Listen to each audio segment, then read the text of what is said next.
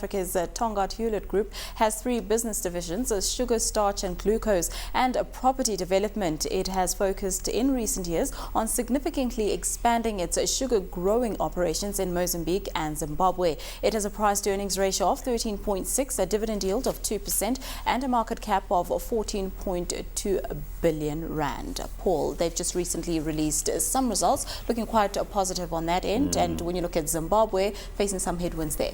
Yes, unfortunately. Look, Peter Stody, the CEO, is much beloved by the media. He always speaks very well about what they're up to. The property development activity is big part of the business because they, have that sugar estates around where Durban is growing to the north. And basically they've been able to do developments or do deals with developers to, develop Mount Edgecombe and then other business estates and so on. So big asset unlock there, that's good.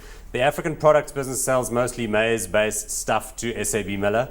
Also a good business, but quiet, gets little attention. The real thing is the sugar. So in recent years, they've been doing the same thing as Ilovo, expanding their operations in these other countries to get global market access. Doing well.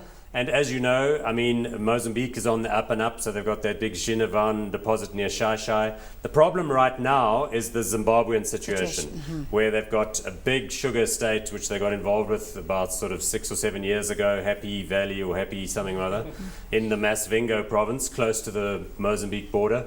But now, after putting in lots of work, employing lots of people, buying sugar from the peasants, doing all the right stuff, the Zimbabwean government, oh no, indigenization minister, knock, knock, knock on the door.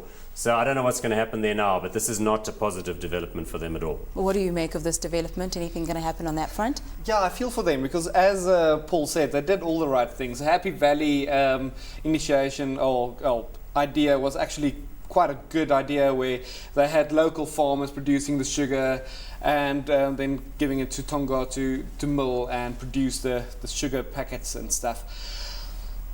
And it was empowering them. But yes, as Paul said, now suddenly the government has made a U-turn and now 51% apparently has to go to Zimbabweans. So we don't know. Hopefully they can talk their way out of it. And I don't know.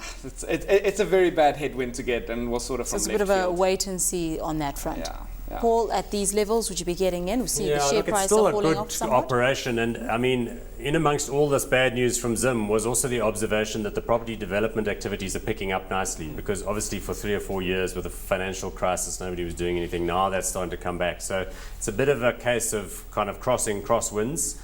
So yeah, I'm not all that negative per se about it. I think it's a reasonable type of deal, and I like the sugar thing. But for now, with all this noise, I'm going to go with not hot. Stefan, hot or not?